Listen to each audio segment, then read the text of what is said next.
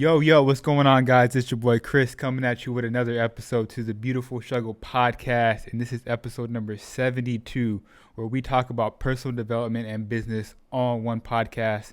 So if that sounds like something that's interesting to you, feel free to tune in. We drop a new episode every single Monday of the week. So start your week off right. And if you guys can do me a huge favor. We have a phenomenal guest on this podcast. If you guys can just share this podcast episode with someone new and someone that needs to hear this episode, we would greatly appreciate it. And with that being said, again, we have another guest on the podcast. I think you guys are going to be in for a treat for today. He has a very interesting perspective on business. So I'm excited to dive into that. Before we introduce him, I want to give you guys a little background about my guest.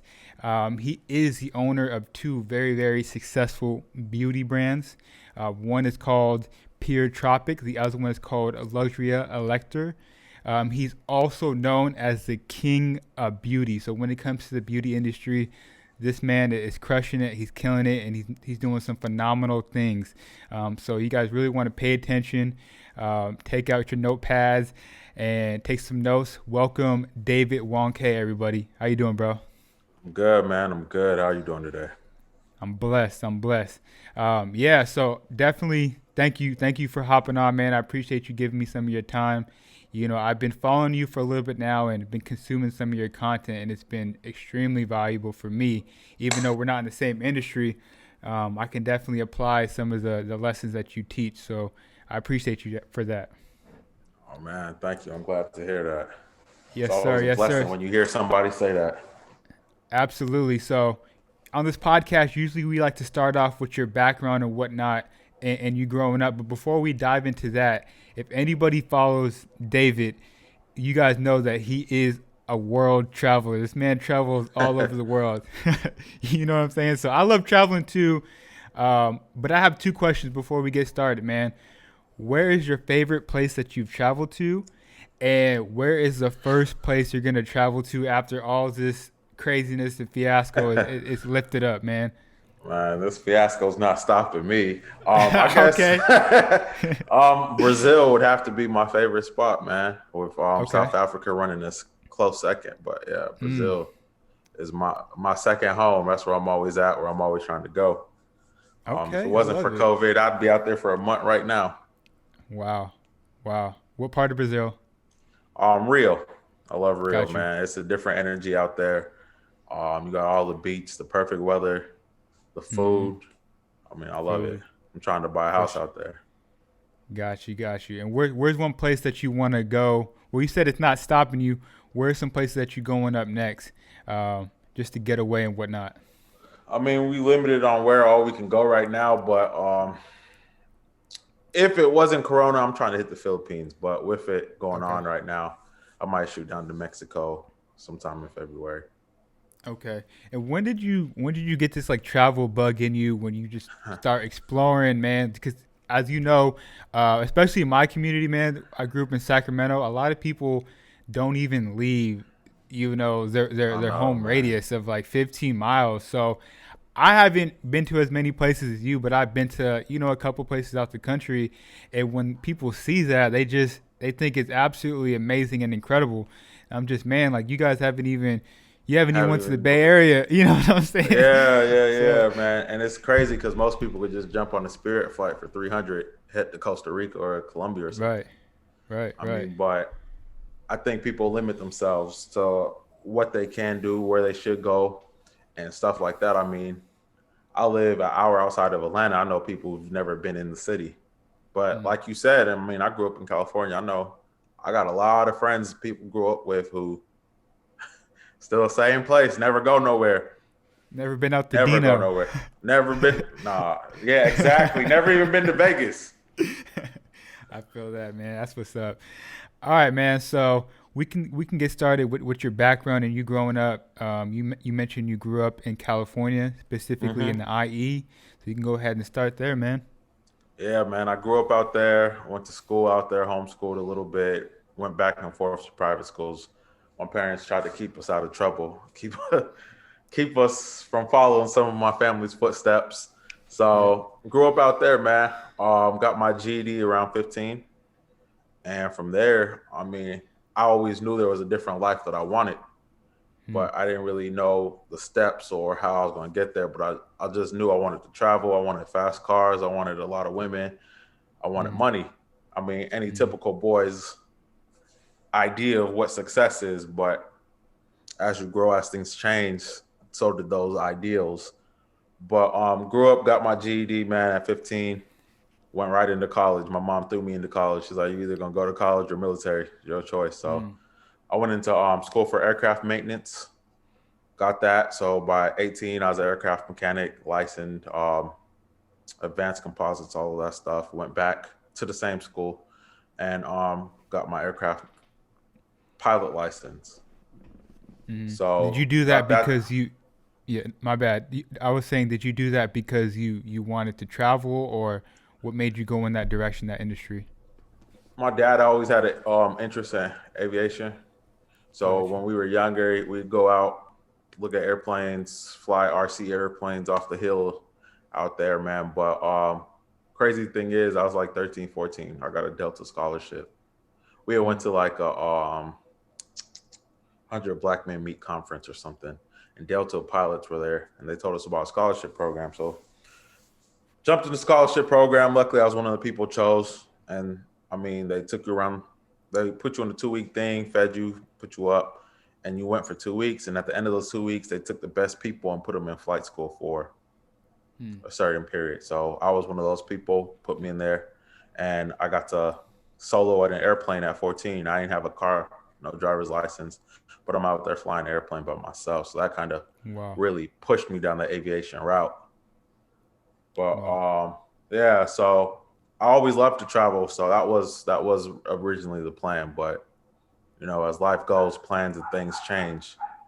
Mm-hmm. And I wasn't satisfied with what I was doing where I was. And I Right. knew that Right. there was more into life, more that I wanted. And that's kind of how my business branched off from there, man. Man, I can only imagine flying a plane at 14 years old. Is it as is it as I know there's got to be some complex details to flying a plane, but is it really as hard as people imagine? I just imagine like all No, these no, buttons no, everywhere and no. whatnot. It's a lot of gauges and stuff, but I mean, for every Got you. gauge, you have two of them, two to Yeah. three of them. But no, I mean, just like driving the car, once you learn, you learn. Mm.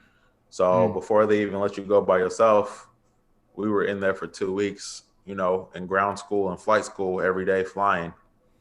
And at the end of the 2 weeks, you got to take the airplane up by yourself, fly around for an hour or so and land. Mm. So, I mean, Wow. it's pretty dope. That's crazy. So you mentioned that you weren't feeling fulfilled and you wanted more out of life. Oh, Where does yeah, that feel? man. Yeah, where does that feeling come from? Like I know you being in the moment, you just thinking, man, there's got to be something more to it, or what hit you? You know what I'm saying? I'm it's a blessing and a curse. I'm a very competitive person. Mm. And so when I look at people who, certain my cousins, people like that, I'm ahead of them in some things, but I wasn't satisfied. Like some were in med school, some were in this, some of that. And I just knew, I'm doing good, but I want more. There's more to this life than sitting here doing this, sitting in the office doing that. And I remember asking my boss, I was the type of person who would book a vacation first Mm. and then go to my boss, be like, yo, I got this trip lined up. Yeah, And yeah. then I'd call in I, sick if they said no. So, but yeah, man. So I always knew I wanted more. And my competitive nature, even to this day, is the thing that pushes me to go after more, pushes mm. me to chase more, push me to want more. So, I mean, I use that to my advantage. My parents never downplayed it, never was like, oh, no, let's say dumb shit like you doing well, but that was never Mm. good enough. So, but they never try to limit my vision. And that's Mm-hmm. one thing I do appreciate about them. I mean, they never try to limit my vision. So they just, in essence, set me free. Like, oh, you can do it, run it. Mm-hmm. And Where'd you get that's how it went. where'd you get that competitive spirit from? Did you play sports in high school, or where'd that come from? I played sports growing up, little league, but I think I was always competitive. Mm, I'd never like to lose. I learned how to swim because my cousin was swimming before me. mm, My cousin started swimming the very next day I was swimming. I mean, that's wow. just always who I've been. I mean, I grew up with two brothers and about 6 dozen cousins, all within close proximity. So we weren't wrestling or fighting with each other. We was trying to outdo each other, and I Mm, guess it came from there. got you. So, you're at work. What drives you? What pulls you into the beauty industry? Like, where did that transition come from? Or I should ask you this: what did you start a business? Did you try to start a business before you getting into the beauty industry, or did you fail at something, or did something lead you? Like, how did you get to that point? That's crazy. So growing up, I was always mixing my own products up. Mm, Always, like I was making my own colognes and all that stuff, but I never thought of that as a direction for business. And I guess mm, that's good because if I did, I probably would have went to school for something like that and then been stuck in a box. mm, But I was always making my own stuff. And I remember working and I opened up a car detail shop with a business partner and I couldn't stand it. I mm, would set everything up for success because I'm very strategic and they would just go be out there washing cars on the side of the road. I had the foam guns. I had all this showy stuff because I had the idea of what it should be. But at a certain point, I was like, bro, you can just keep it. Everything is yours. mm. I'm out. This ain't working for me. And Wow. so I was trying to figure out what it is for me. And I remember my mom being like, you're always making your own products. You always do this. You should do that for other people. I was like, nah, that's not for me. That's not what men do, Mm, you know? And at one point, I think I was like, you know what? Oh, okay, yeah. So I was like, that's not what men do. And because of my job, we had to shave all the time. We had to stay baby faced because of mm-hmm, oxygen mask. And so I would break out in razor bumps. mm, So I was trying everything. Nothing was working for me. All the products I was buying wasn't working. They were burning my skin, irritating. So I made my own. And that was the point right there where I was like, cool, if this works for me, this is going to work for other people. And mm, I'm going to start selling this. So from there, I quickly figured out some other products, some bullshit products I could sell to, because I knew one product for a business wasn't enough. So I just started trying to figure out stuff. I was on Pinterest, Etsy, YouTube, trying to figure out, and came mm-hmm. up with 7 products. And from there, man, the business kind of grew and took off from there. Kind of grew out of control. And were these products specifically for men, or were they for men and women? So in my head, they were for men. Mm, But what I didn't foresee was them taking off on Instagram by women. got So you. what I did, I quickly pivoted my business on social media, what I was doing, and start targeting women. And Mm, I mean, the growth was crazy. First 6 months. I mean, keep in mind, I'm working a full-time job. I'm at work from 7 to 5, and luckily the job, wasn't so busy. So I was studying and stuff while I was there. They didn't care if I had headphones in. I was listening to every podcast, audio book I could get my hands on. So I mean, I'm working, coming home, making products, selling, doing all this stuff, and I wrote it down, and within 6 months, I had pulled in 100,000, and I had wrote that down, and I remember finding my journal one day and looking back, just on a whim, shit, and seeing that, and I was like, damn, I did it. I was a big believer in writing stuff down, big believer in you know, even now, I mean, if you look at my bathroom, I got sticky notes, and around my mm. desk, I got pictures of my future house. And I mean, I call that a superpower. It works for everything, but write it down, figured it out. And from there, the business really grew and took off. Yeah, I mean, I believe in writing stuff down too tremendously. That's like it's helping you manifest what you want to do. I think Exactly. there's even a statistic out there that you're 50% more likely to do something if you write it down. And write it 50% down more. daily. Right. Okay. Yeah. Yeah. I feel that. Yeah, for sure.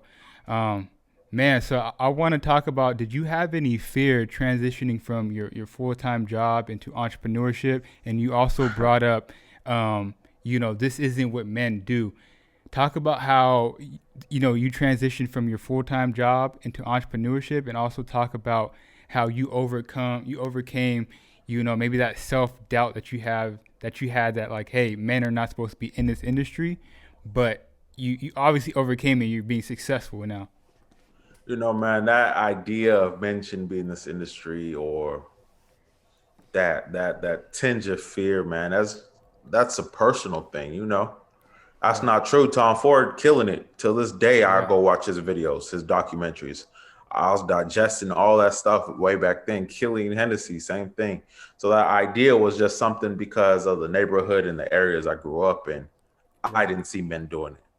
But once you step out that mindset, that limiting beliefs, the world is yours. So Yeah. once I was like, cool, and money also helped with that. I put my products online, posted it up, and all of a sudden, I'm getting in orders. I think I ran one ad in one day. We pulled $1,000 in one day. That was it for me. Wow. That Wow. was it. I remember being young, like, yep, cool, we got this. Oh, Right. I can't believe this. I work, all these hours just to do this, and I did this while working. Mm. So I think once I got out that belief, I really opened up the next door. And as far as quitting my job and jumping into my business full time, I worked my job for about a year to a year and a half while running my business. Hmm. I knew that if I jumped out too soon, my business wouldn't fail because I couldn't live and grow the business at the same time off that money. I realized that my job wasn't as hectic or stressful, so I can grow while being there full time. And so, plus, you gotta get health insurance, all this dumb shit. I Mm-hmm. had all that. So what I did was start preparing myself. I started saving up money. I started plotting and scheming. I started hiding money away, um, all that stuff. That way, when it was time, Mm. that I could leave. And I remember the day I knew it was time, I was driving to work. I looked at my bank account. I probably had like 70,000 in there. Mm. I was driving to work, and Steve Harvey came on, and on the radio show, and it's talking about you got to jump and build your You parachute gotta on the way jump. down. Yep. Yep. I And heard that. I heard that. I made a note of it. I was talking to my mom about it, and I kept going to work. Got to work, and my boss tried me on some bullshit at work. Mm. And we it's some dumb shit, like shit I didn't even Yeah. have a part of, but I don't know how my name got into it. And I was like, cool. I pulled his card. I hit corporate on his ass, and he had to come apologize and some stupid shit. And the next week, and right then I was like, okay, I'm out this bitch. And the Mm. next week, they gave me a raise, and they gave me like a 3% raise. And they gave me a raise. I went in the office and put my 2 week notice in. Mm. Wow. I was like, this is my 2 weeks. I'm out. And that day, matter of fact, that day they gave me the raise, I had went and bought a Benz Mm.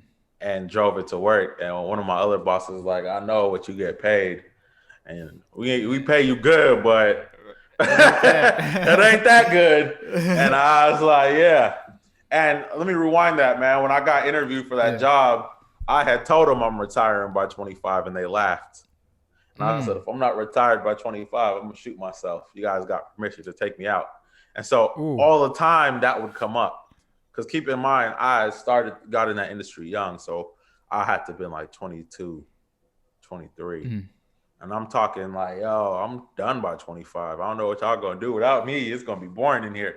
And so it was coming up on my 25th birthday, and they were cracking jokes. But the whole time they're seeing me come in with because I couldn't leave my products in the car. So over my lunch break, I would take the stuff to the post office. So they see me come Mm. in with like one or two envelopes, like, oh, you mailing stuff. Then it was one or two trash bags full of stuff. And there was a point Mm. where I would come in with like 4 trash bags, throw them in my office, and then on lunch break dip. So they're seeing it, but they're not quite realizing. They know I have something going on, but they're not quite realizing at what level. And Mm-hmm. so at that point where I was like, I'm out, one of my bosses pulled me to the side and was like, yep, I knew you was going to do it. He says, Wow. watching you, I've been seeing the growth. Don't let nobody, limit your belief, limit what you do. And from there, man, it was just me on my own at the house grinding. Man, that's unbelievable. So I love that you told this story because a lot of people on Instagram, and you probably heard it before, a lot of these gurus on Instagram, these entrepreneurs, they're out here telling these folks that just quit your job and go all in on your dreams and goals, which that's a possibility. But the more strategic move is doing what you did, is working your 9 to 5 for, you said, a year and a half, saving up, building, putting in those extra hours, then stepping away. But that's not the pretty thing to do nowadays. The pretty thing to do is just quit your job and just live like an IG entrepreneur. You know what I'm saying? IG entrepreneurs be struggling to pay their bills, man. Yep. I couldn't live Yep. like that. My job was Yep. giving me money. I was able to travel. I was able to do stuff. And I do believe, and I always tell my students this or anybody who asks, like, yo, hustle it out. You young. Like I heard someone say, if you under 40, there ain't no reason you shouldn't be working 60 hours a week. I had Mm, grandparents who moved to this country with nothing. My right. family's from South America. My grandfather moved here with 6 kids. And Mm, by the time he was done, he had 3 different doctorate degrees. My wow. grandmother hustled her ass off. I mean, watched all the kids, cooked it for everybody, clean, and would go work all night and come home and do the same thing. And that's on both sides of my family. So when Mm-hmm. I look at where I come from, and even now, like I went back to where my mom's from last year. She's there right now. I have family members, and it's a third world country. We have family members who still use outhouses, who can't send their Mm-hmm. kids to school because they don't have the money to pay for the bus. Or I had a cousin who hurt his leg and his leg started getting gangrene. It cost me Mm, $1,400 to fix it. I also paid for his surgery, but they didn't have that type of money. So in the end of the day, he's going to end up losing his leg at 15. So I mm, see the disparities. I see the difference between those who where we came from and where I'm at. And so mm-hmm. the goal is to always work hard enough that I could give back. The goal is to always work hard enough that my family never has to be in a position like that. If I had the work ethic of just, a quarter of what either of my grandparents had, I'd be a millionaire. Mm, And I knew this. And so that was the idea when I got into this. And growing up, my mom always preached diligence. I mean, she had it on her wall. A diligent man sits at the table with kings. And to wow. I mean, you have to be diligent. You have to work hard. Quitting your job ain't nothing to laugh at because there's a lot of expense that incurs that you don't really see off the back. You got to have your health insurance. If you don't, you're getting taxed for that. You got to have this together. You got to have so much stuff in order, let alone, God forbid, I had kids or something that I had to feed, a wife I had to take care of at that time. The struggle would even be harder. So while I do believe Mm-hmm. everybody should chase their dreams, they have to be smart about how they chase it. They have to be Hmm. smart at where they put their time in to, people got time to watch TV, but they ain't got time to grow a business. Hmm. I work, and while I'm working, I decided now I want to get into stocks. My boy makes $1 million in 11 days, 200,000 in 12 minutes. So I was like, oh, I need to get into this. So now Mm-hmm. what I do is I'm working, I'm going to the gym, I'm in the car, but in my headphones, I have what I want to learn. Yeah. I'm Yeah. studying at the same time. And, you know, Instagram will fool you. Oh Instagram yeah. have you thinking Yeah. everybody who quit their job and open a business make it, but the fact of the matter is 90% of businesses fail before 5 years. And I mean, a lot of these people is taking loans and doing all kind of stuff just to stay afloat. And that's Hmm. something I never wanted to do. So don't let Instagram fool you. You should just run your race. You can't run no one else's race. Run your race, focus on your grind and know what you have to accomplish. And from there, I Mm-hmm. mean, everything's possible. What would you advise to the people out there that do want to run their own race? Maybe they're 25, 26, maybe they're in their 30s or even in their 40s, and they've been working their job, the 9 to 5, pretty much all their life. But they see someone like you that transition out of that, and they just may not know where to start. You know what I'm saying? I think you were fortunate enough to have went back to your childhood a little bit, and you said, okay, I used to make colognes as a kid, and here I am making stuff for my own self, and then led you into selling it yourself. So what would you advise to the people out there that just want to start and have really no direction? I just had this conversation with a guy yesterday because Mm, he's like, "You travel, you right where I want to be. I've been working in this industry for for 40 years. He's been in the industry before, longer than I've been alive." And I was like, "Bro, once you decide what you want to do, write it down, put it mm, all over your house, all over your car, and from there, just start studying. mm, The opportunity is going to present itself. Luck favors the prepared. So just start studying, start watching, start paying attention. We don't always know where, how we're going to get somewhere, but from the moment you decide I want this to the moment you start, the opportunity presents itself and everything else fills itself in. So I'll mm, never say somebody just jump and go buy this book and this book's going to tell you how to make millions. Nah. You want to make money on social media, you want to be free. Just start figuring out, paying attention to the people who's doing it. Start studying their moves. I'll do a whole case study. Like I'm back in mm, school on a business that I want to take over, or a business I want to take down, or a competition. And I figure out where they're marketing, how they're marketing, and I will break it down to the finest details. And from there, I know how to move. I know how to target. I know what direction to go. So for anybody stuck trying to figure out what's the next play, just figure out the end game. And the end mm, game is I want this, and this, and that. And I want it in this time frame. I don't believe in no 10-year time frame. I want to make 100,000 by the end of the year.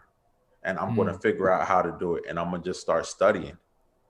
And as far as what studying, most times I tell people start with you.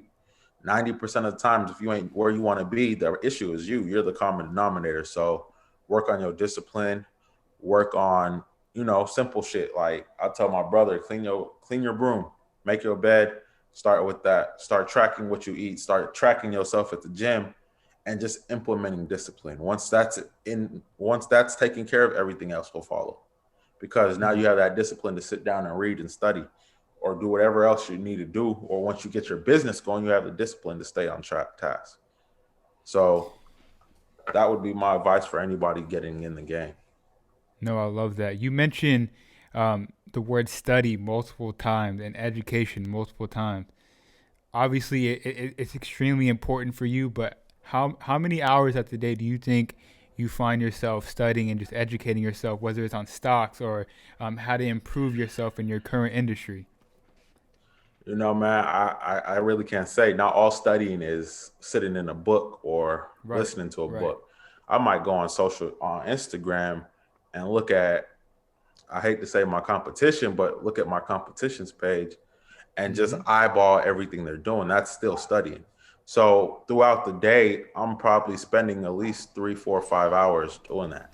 At night, when Mm-hmm. I'm bored or can't sleep, I'm on my phone looking at something. And it's not always just research. I might just go on Pinterest and look up recipe ideas because I know I have a good product, but I'm trying to figure out how to make it better. Hmm. I like to be hands on. So, I mean, one of my favorite things, I could give a shit less about the business aspect. I like to be creative. I like to just throw on some Kanye and sit in my office and mix products up just to see what happens. And you'd be Wow. surprised that just playing with something, how you can find new avenues or new things. Or if you mix it in a certain order, it does this. But if you mix it in a different order, it would never mix. So just that's where I find my peace. So That's I like to sit interesting. down and do that, man. That's So really throughout my interesting. day, probably 5, 6 hours. Hmm. Got you. Okay, so let's just dive into your journey as an entrepreneur. Well, we kind of really dove into that, but let's talk about your first brand, Pure Tropic. Um, you've had this brand for about like 6 years now, 6, 7 years, About 5 years, five, 5 years. six years. Okay. Yeah. You want to dive into uh, how exactly you started this brand? Like, what was the concept behind it? What was like? You want to talk about the branding and whatnot? Concept. I was in Belize. I went to Belize for my cousin's wedding, and And so are you from Belize, by the way? Is your family from Belize? my dad's from Belize, and my mom's from Guyana, South America.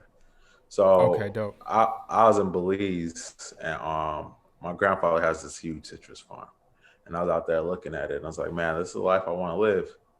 And that right there is kind of when I need a business came up in my head. I didn't know what at that time, but that's where I started getting real hungry. And so my grandmother was always, both of them, matter of fact, and my mom was always into this health and stuff. So once I decided skincare was for me, I just started breaking out their books, looking at Mm. stuff, researching, studying, just taking notes. I still got notes from that. I mean, and from there, man, once I decided to start selling, I start making my ingrown hair product for myself. Decided to start selling, realized I need a logo, and paid brother had a little friend in school, paid him $20. He designed my logo, and Mm-hmm. we were trying to break it down. I was like, yo, it's a natural product. I want something tropical. Da da da da. And we came up with Pure Tropics, and from there, man, it took off. Wix had just started, so I built my first site on Wix. I still pay the subscription for that because I like to see how far I've Mm-hmm. come. So my website was shitty, but it made money. So Instagram was new. I was on Instagram all the time, so that was like the a logical first step to go after.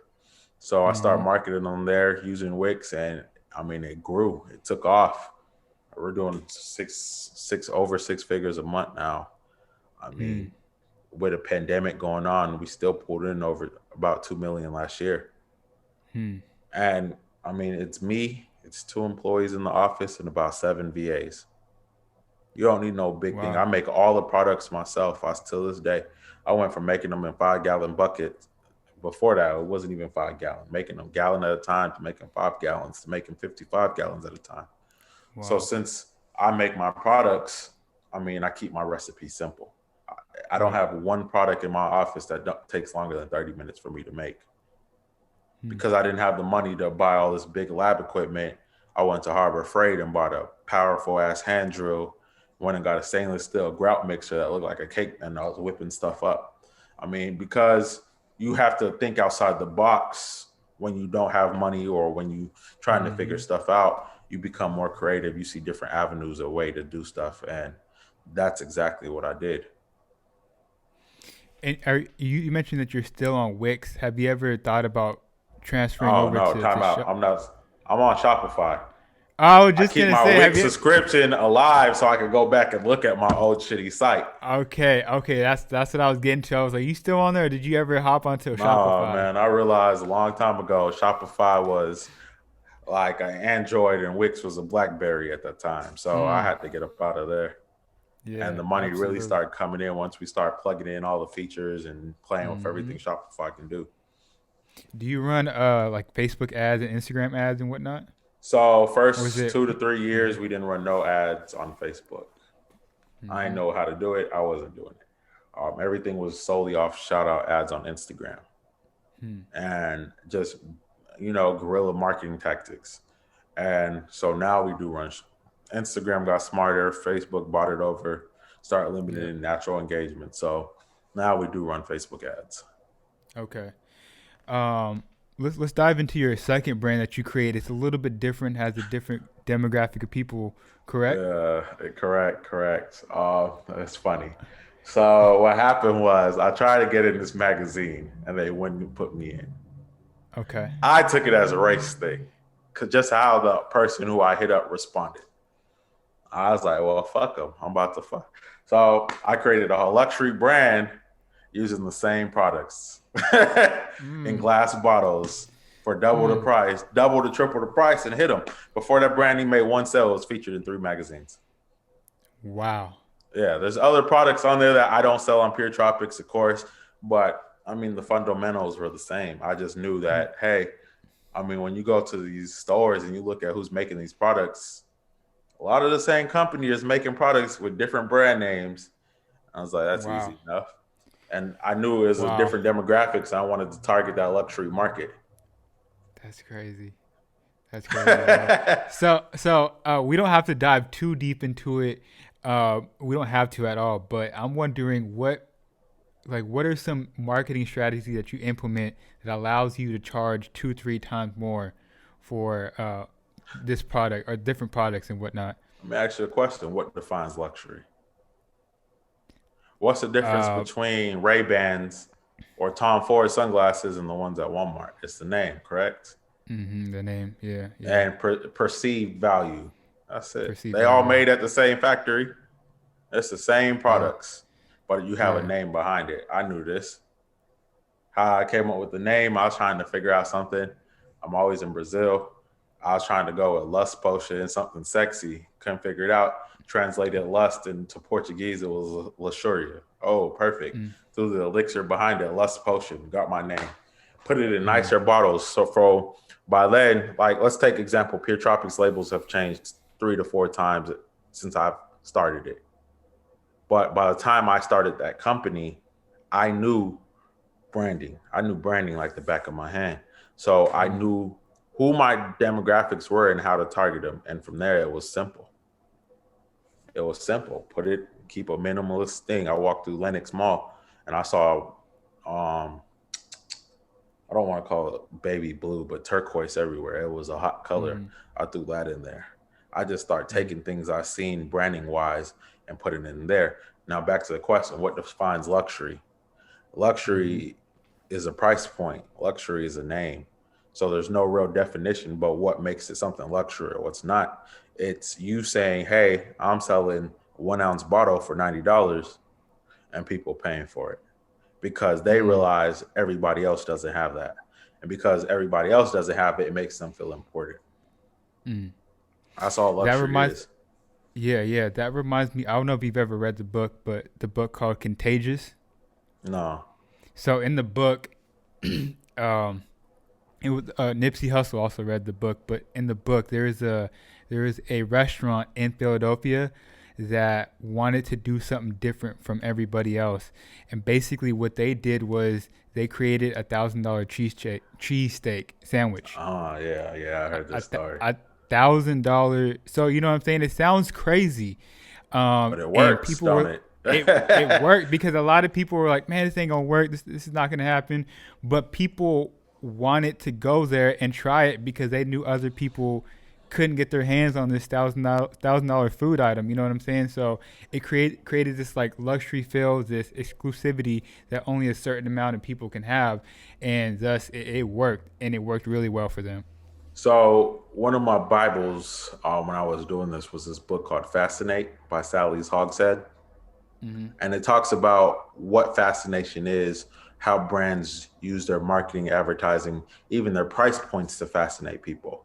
To this day, Mm-hmm. I mean, I've read her book 100 times. I have an audio book. I have the newer bridge version and everything.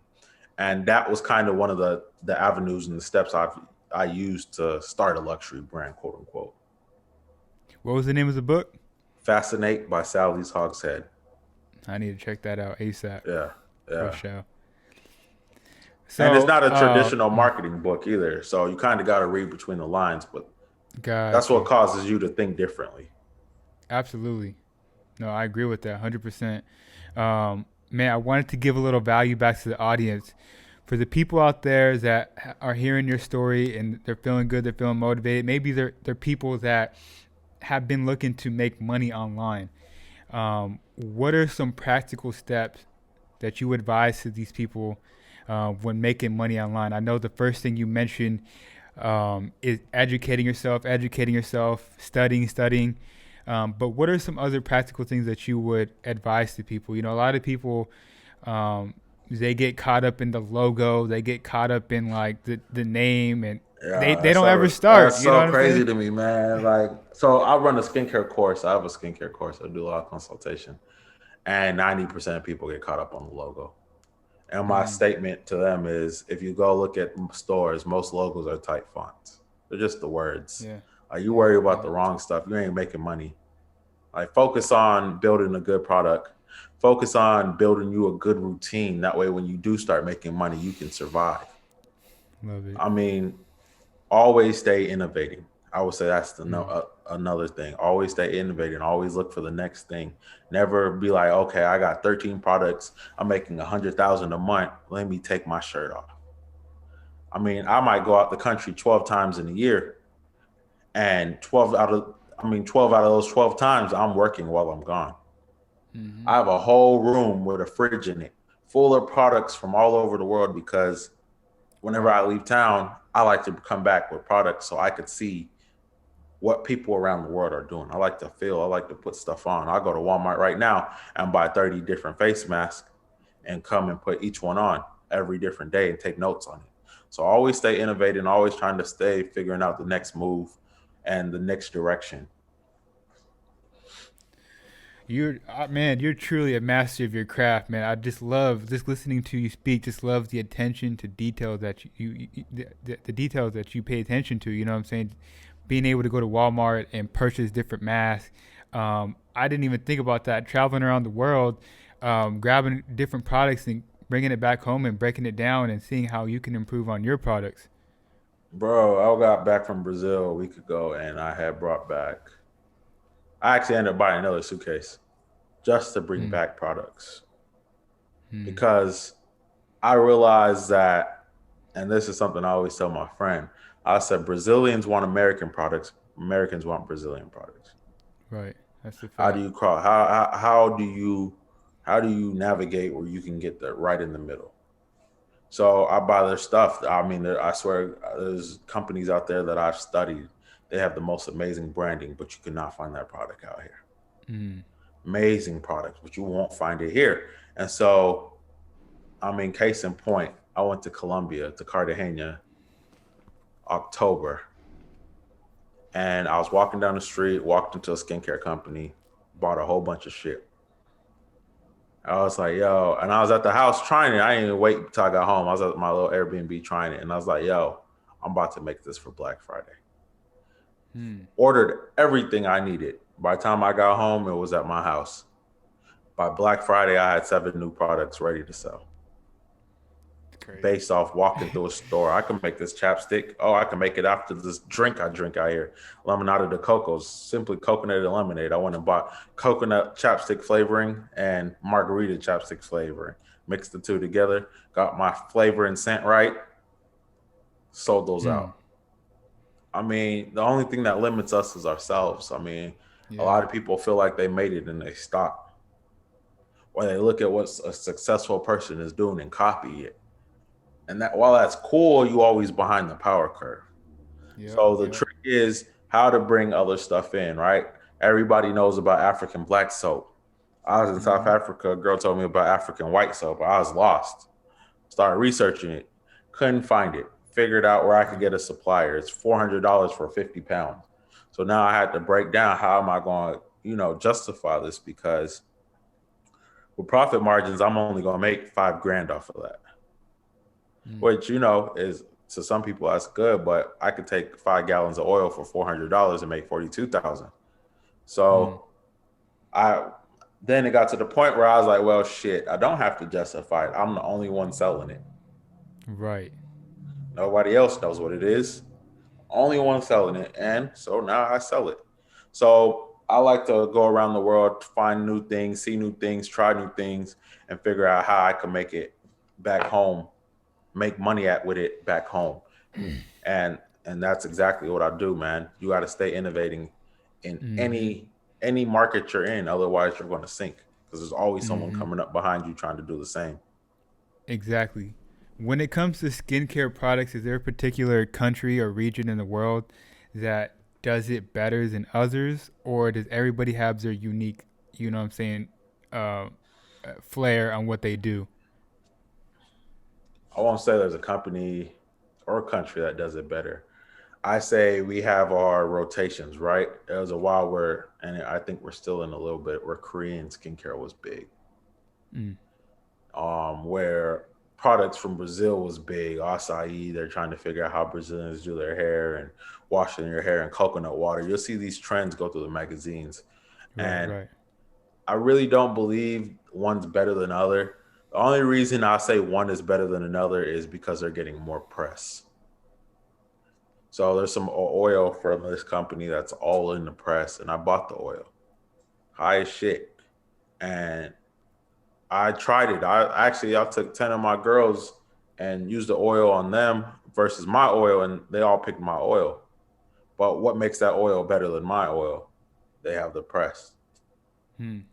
So there's not a real product that's better or worse. I mean, there's a lot of shitty products out there, especially on social Yeah. media. I be roasting them. I'm about to do a Mm. thing on the one today. But I like to take my competition and break down their ingredients and show people, oh, yo, you buying this oil for this much, this shit cost them $300 to make. You can make it too. Just because they add rose petals to it, don't make it good. But Mm, I say the press really is just getting the right people behind it. So I mean, if you're starting a skincare business or any business, try to get the right press, try to get the right people, because that's what's going to differentiate you from everybody else. mm-hmm. Is other people co-signing. You got to remember, we're in a hive mentality. That's why when you see one meme pop on social media, everybody posts the same shit. Yep, You yep. see one trending dance, everybody's doing the same dumb challenge. So hive mentality states if everybody's saying your product is good, whether it's good or not, you now have a good product. Right. So the trick is to get your product in behind the right eyes, and really that's all it is. That Mm-hmm. right there will make the difference and make you all your money. Are you using? Are you utilizing TikTok? TikTok's been crazy with the influencers, and whatnot. Have you been utilizing that platform?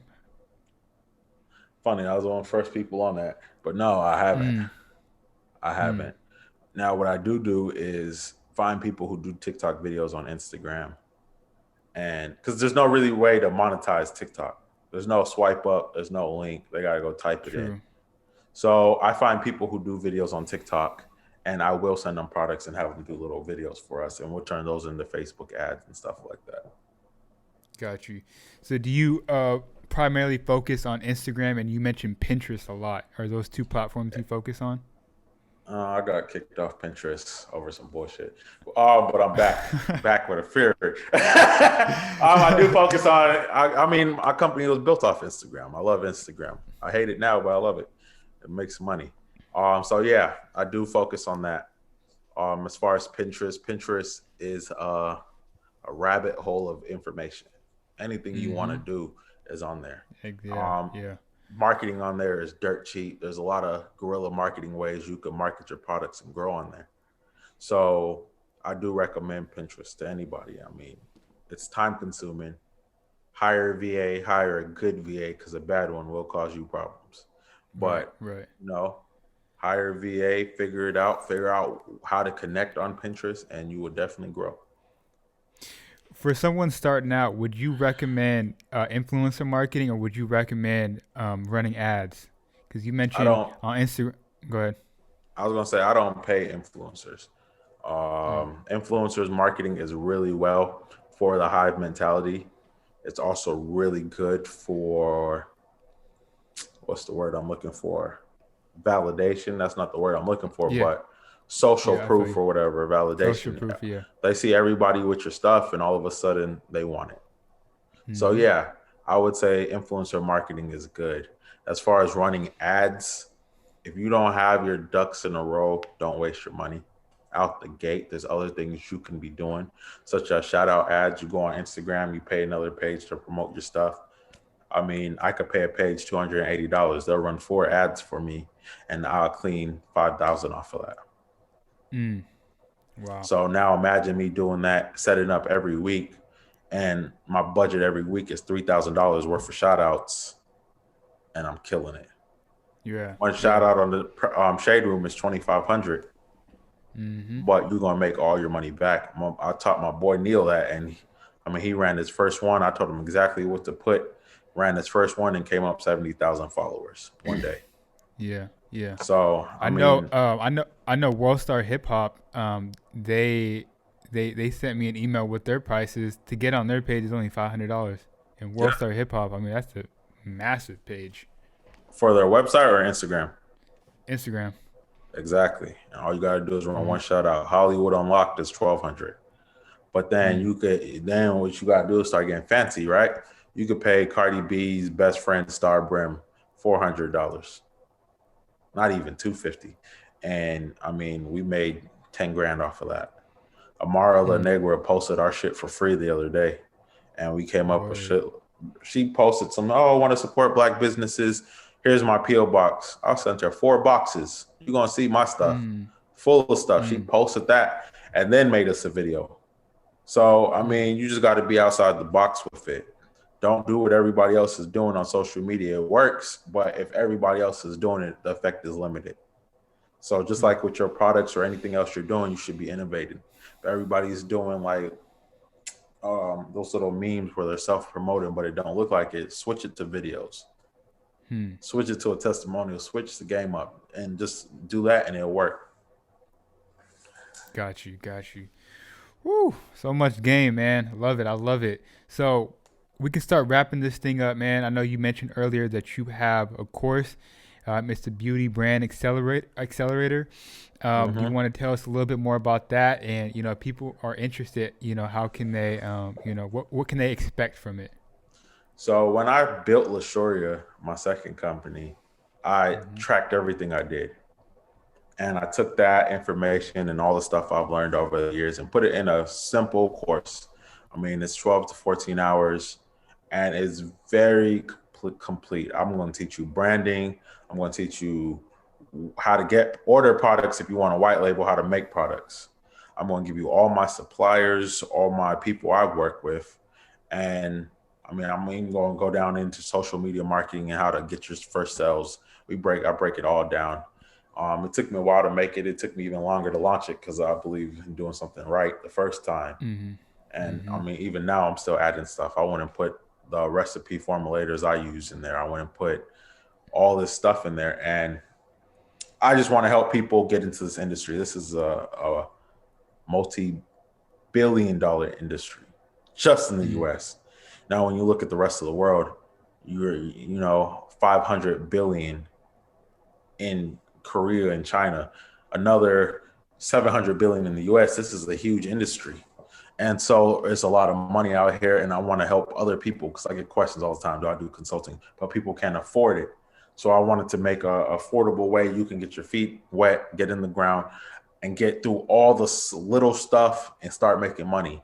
That way, if you ever do need help, you at least have a leg to stand on or a platform to run with. Mm. I love it. I love it. Man, like I said, we can start wrapping this thing up. One thing that I always have my guests do for the audience is just leave one last gem. I know you've been dropping nuggets all throughout this podcast, but if you can leave one last gem for the audience and we can end it on that note. I'll say, I'll go back to my quote, man. Diligent man sits at the table with kings.